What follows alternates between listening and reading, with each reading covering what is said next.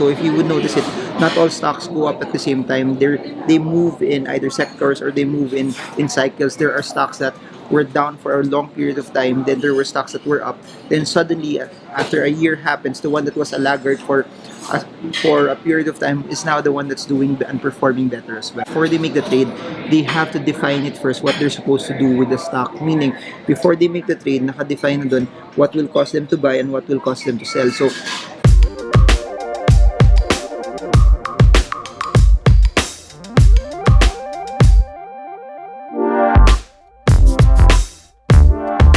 hi everyone, so this is Marvin. If you're new to this page, subscribe, like, smash that bell so you get updated every time there's new content about the market. I create daily videos on the stock market to help you reach your goals of financial freedom because it can be done. You can win, you can trade the markets with confidence that it's not as hard as what most people think it is. So enjoy the video. James Sionoko, what's currently happening to FBH? Is it still a good long-term buy? Let's look at FBH here. So guys, here's the charts with me. I don't have it interlaced now, but for FBH, a couple of things about FBH. Number one is it failed to break out the 92 peso resistance level. No, that's one. FBH failed to break out of it. Then number two, it failed to hold. No, it broke down from the 20-day moving average last July 26. Then another sell signal was at the 83.7 level. It failed to break that also. I think it broke down from that also. So you have three succeeding breakdown levels. One is the failure to break the support, the resistance at 92. Then the second one is the breakdown from the 20-day moving average. Then followed by the breakdown from the 50-day moving average. After that also, if you look at MACD, MACD showed the change in direction already last June 22. Then it went below zero already just a few days ago. So looking at it from a chart perspective, there might still be downside with it. I would look at the support at around the 74.2 level. Should there be an area for it to somehow hold its ground as well for the short term. So FPH is pretty much predicated on last year it was one of the laggards, similar to FGen, similar to Cebu Pacific. But this year they were the ones that were moving up. So if you would notice it, not all stocks go up at the same time. They move in either sectors or they move in cycles. There are stocks that were down for a long period of time. Then there were stocks that were up. Then suddenly, after a year happens, the one that was a laggard for a period of time is now the one that's doing and performing better as well. So there. Next, Abel Lasatin from the East Coast. Hello to you. I don't have any East Coast trips this year, no, but I don't know. Anyways, Ryan Boom, hello to you. Panis from Phil Stocks. Pat Sakiyag. Good evening, Sir Marvin. What's your insight about Capital Wealth? I posted a video on it. It's in YouTube. Giving me just the basic thoughts on I guess my insight on Cap Wealth. I'll try to make a more comprehensive one also. I'm trying to see if I have the time also that we could meet up with their CEO and at least talk about their plans and then the heart of the company. Why are they doing IPOs? But it's all there in YouTube. All of the details are there. The income, the purpose of the funds, how much is it, how big it is. It's a relatively smaller IPO, by the way, and it's there also. My thoughts also that its income is not as growing as compared to the other ones that we saw before. And I mentioned this in the YouTube video that the Golden Haven IPO was around 700 million pesos. This one is just around 300, so it's a relatively smaller IPO naman. Anyways, Reggie Padugadan, sir, FLI below 50 EMA.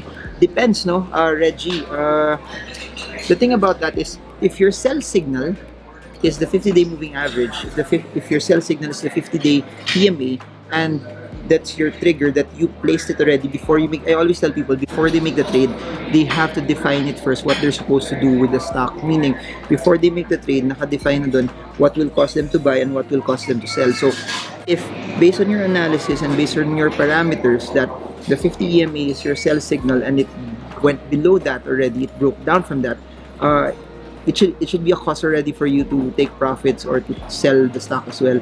And if to look at it also, it already failed to hold the 20-day moving average. It's one. And if you look at the MACD, there was already a change in direction downward. So pretty much, there are some signals already telling you to get out of the stock. Okay. So there. Ah, talaga, just don't look na lang. Hello, Camille Bughao.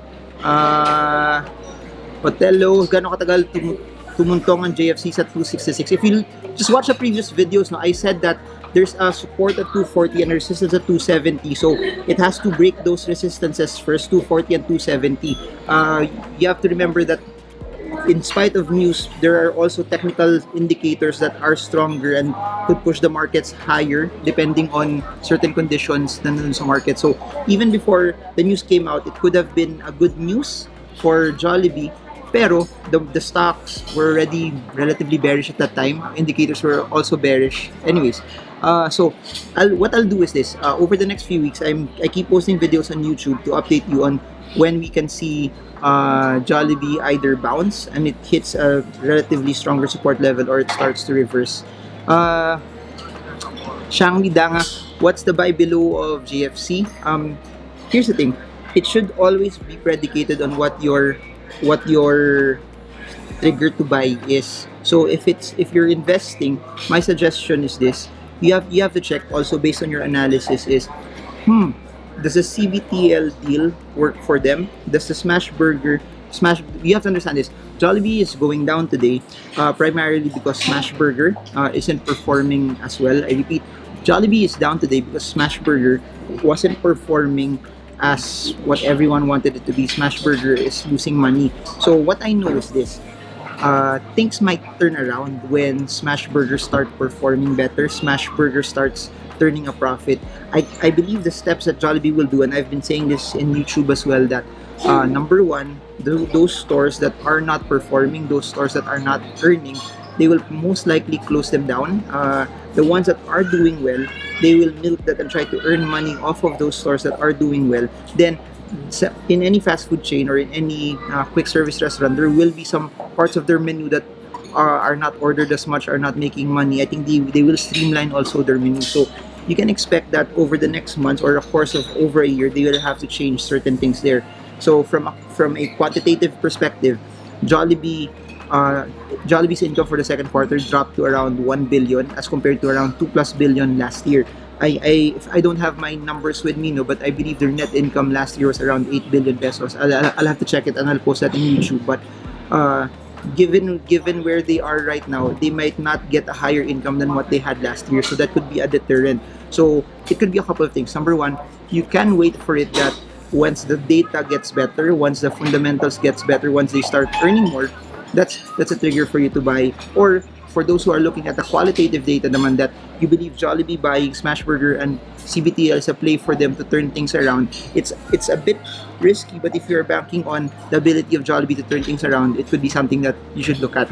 Nelson Nuez, good PM, what happened to Megan Ali? Megan Ali, from a Funda perspective, their second quarter earnings were good. I think Megworld, if I remember properly, their second quarter earnings were around 16% growth. For Ayala Land, it's 12% growth. So fundamentally speaking, these stocks are still good. Whatever downward movement that you are seeing for it is most likely either profit taking. Number two, what's happening globally. You have to understand that we are not immune to what's happening abroad. We are not immune to whatever noise that's happening there. So if people sell, people take profits, and you have to understand Chinese ghost months, people are also taking out money because of that. The stock, even if it's fundamentally sound, will go down. There's one thing that I know though. If I would try to draw a trend line here, if you can see it over here, this is the trend line for Mega World. If you draw the line here, I hope you hear me kahit maingay yung nandun. This is the uptrend. It's now starting to break down from this uptrend that started around October 2018. So from October 2018, Mega World was headed up. Then suddenly, just today, after a barrage of selling, Mega World started to break down from this uptrend. And here's the thing, Mega World closed at around 5.7. The support sana that would have protected it was the 6 peso level. It not holding the 6 peso level would place a longer, not naman longer, but it already, every time a stock breaks out, the previous resistance becomes the new support. I repeat, every time a stock breaks out, the previous resistance becomes the new support. However, 6 did not hold its ground. It failed to hold the 6 peso level. And aside from it failing to hold the 6 peso level, it also broke the uptrend. So here's what you can look at. If Mega World does not go back up to 6 pesos, there might be a larger downside for the stock still. Although at this point in time, if you look at the RSI, it's already oversold. So here are the levels that I wanted to watch out for Mega World: 6 pesos, 5.75, which is below it also. So if it fails to go back from 5.75, possible retracement will bring Mega World to 5.2 pesos per share. It already broke three moving averages, the 50, the 20, and the 100-day moving average, with heavy selling. No? The only thing protecting Mega World right now is the 200-day moving average and the support at around the 5.20 peso level. So those are things you can reference. And then for Ali naman, same thing, fundamentally sound company. And at least for those who were asking naman, for those who want to be longer term investors for Ali, the issue that you had before was, when will it go down? Why is it too high? Now is your time naman. If you're a long-term investor, since it's relatively cheaper, you have a narrative to actually try to pick it up as well. Anyways, from what the chart is showing us, this is the chart over here. This is Ayala Land over here. If you look at it, it was trying to break out from the 53, 54 level, but it failed to break out from it.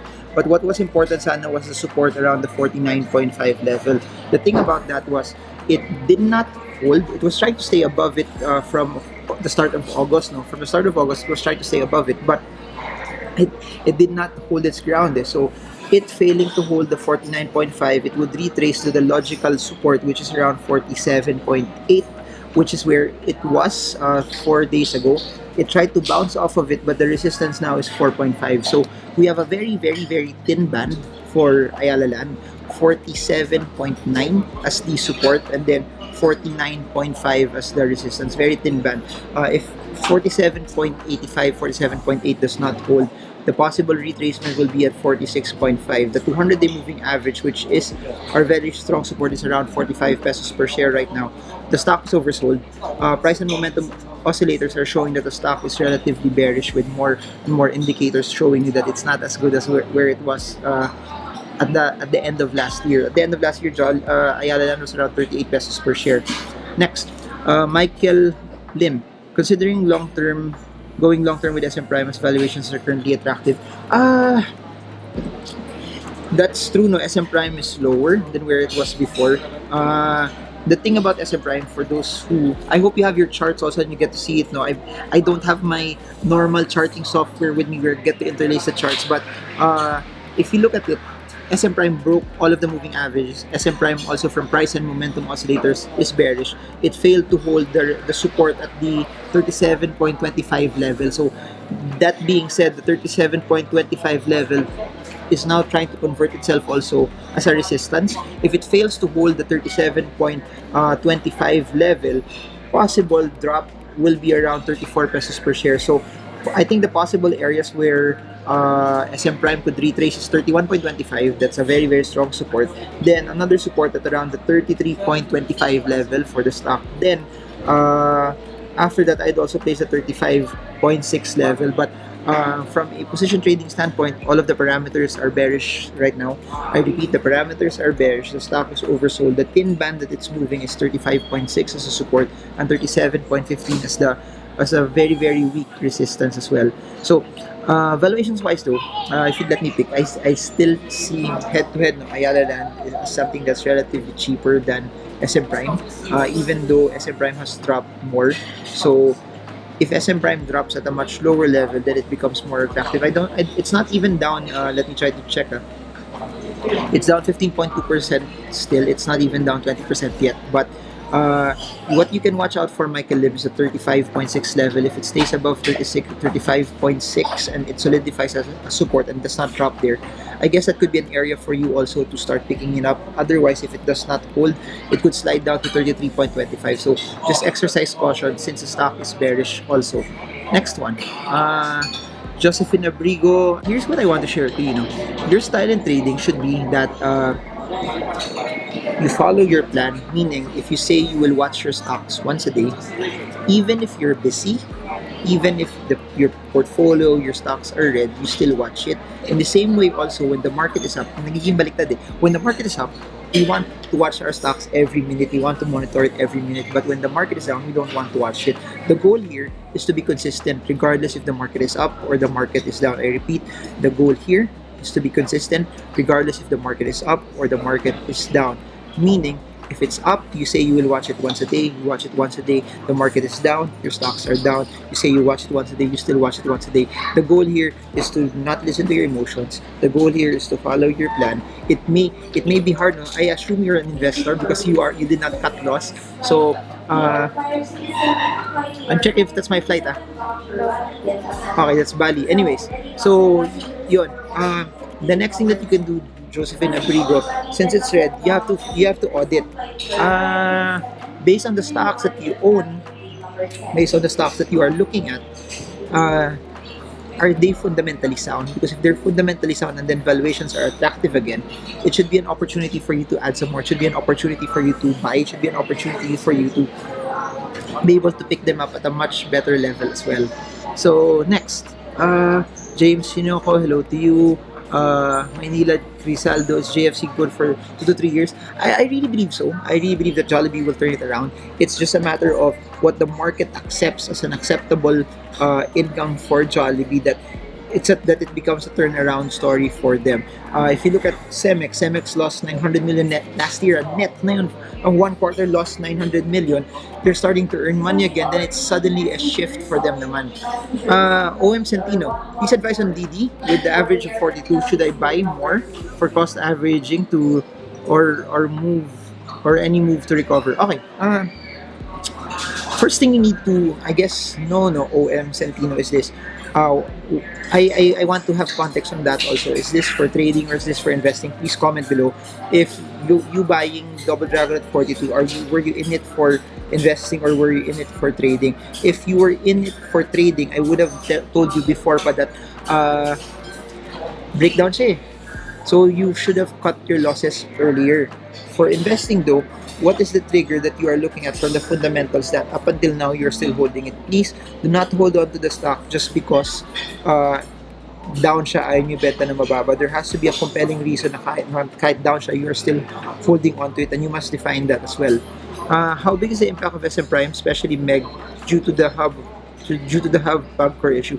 That's a good question, Noel. No? I'll try to look into that, to the specific numbers. No, I haven't really looked into how much will be what's the monetary and financial impact of the Packer hub issue to all of them, but they're pretty much also exposed to it. But let's see, and you have to remember, this is Pagcor is not their only driver.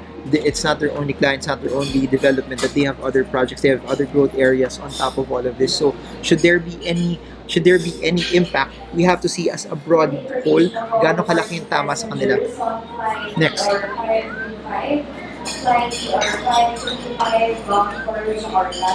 Yung water. Sige. Fresh water, yung hindi cold. Fresh water? Meron nun, fresh yung nakasulat sa bottle. Fresh? Fresh nga. Fresh talaga? Fresh talaga nakasulat. Galing sa ilog? Galing sa ilog. Ang good joke, ano naman eh. Guys, let's just wait for this to finish up.